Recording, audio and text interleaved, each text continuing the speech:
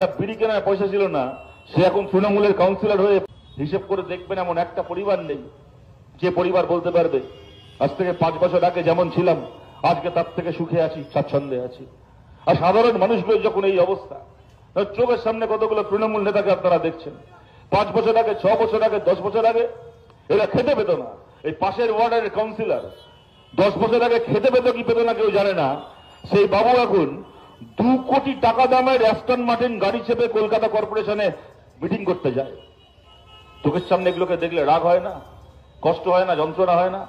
5 বছর আগে, 6 বছর আগে যার একটা বিড়ি কেনার পয়সা ছিল না, সে এখন তৃণমূলের কাউন্সিলর হয়ে, পঞ্চায়েতের মেম্বার হয়ে এমন টাকা কামাচ্ছে, এখন স্করপিও গাড়ি ছাড়া, ইনোভা গাড়ি ছাড়া তার মাটিতে পা পড়ে না।